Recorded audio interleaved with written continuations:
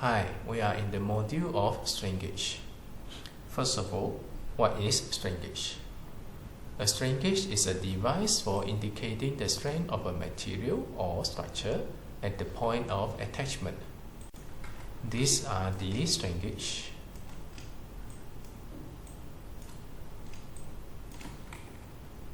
It is a measuring device, come in small pieces, connected with wires, which is used to measure strength.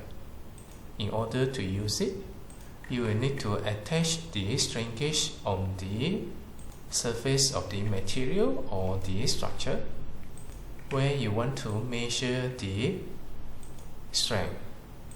Since the strain gauge is attached to the material, the strength of material will be equivalent to the strength of the strain gauge.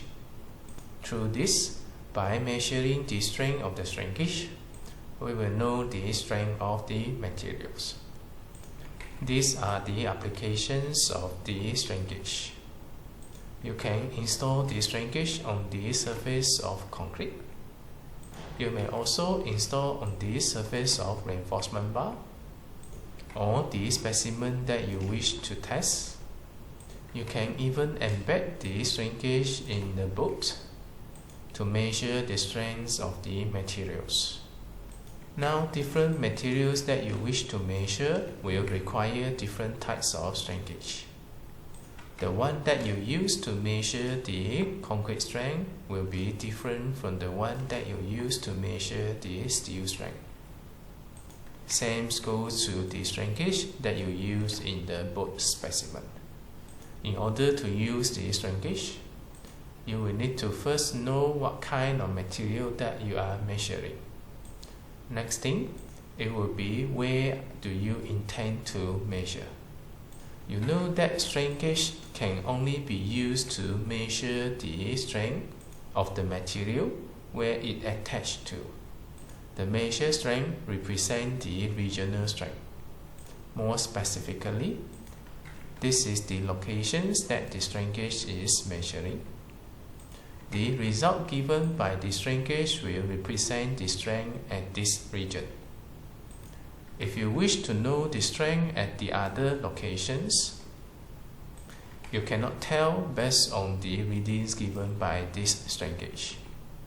On this basis, if you wish to measure the strength here, you will need to attach a strain gauge here. Choosing the right locations to measure the strength is also important. Let us proceed with our discussions on the purpose of the strain gauge. Normally, we use strain gauge to ascertain the amount of deformations caused by strength, or to ascertain the stress caused by strength and the degree of safety of a material or of a structural element that uses that material. Simply said, a strain gauge is used to measure the deformations of a material. These deformations can be quantified by using strength. Now, knowing the strength as well as the elastic modulus of the material, you are able to determine the stress in the material. This is what it means by to ascertain the stress caused by strength. This material here, it can be the material alone, or it can be a part of the structural element.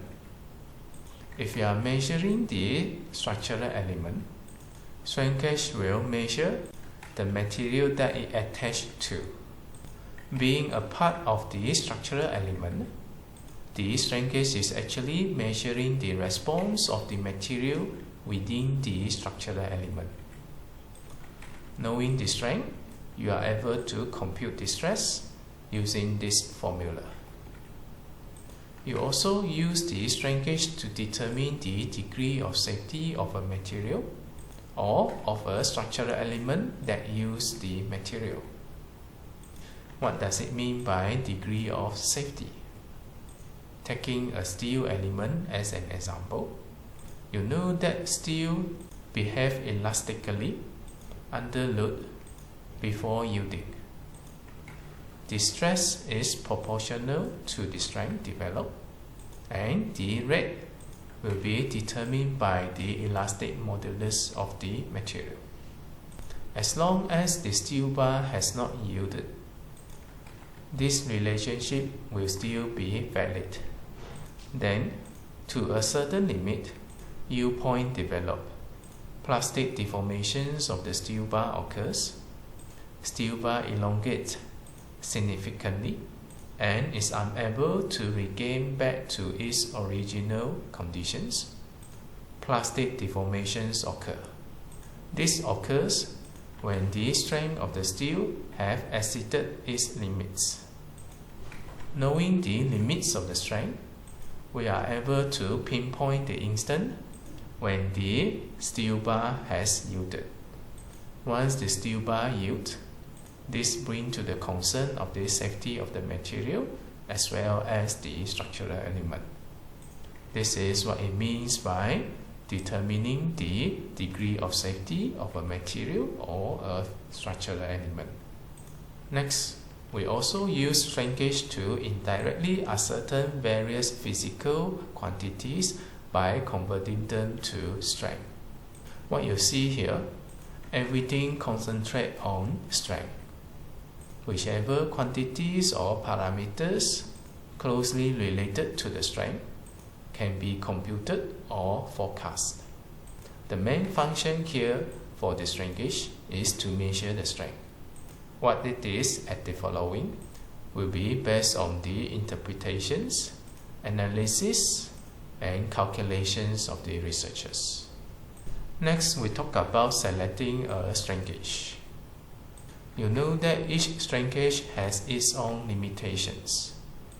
These are the limitations in terms of the temperature, in terms of the fatigue, in terms of the amount of strength, as well as the measuring environment. You will need to examine all this in order for you to decide a right strain gauge to use. If you choose a wrong strain gauge, misleading result may be acquired, and this will affect the credibility of your study.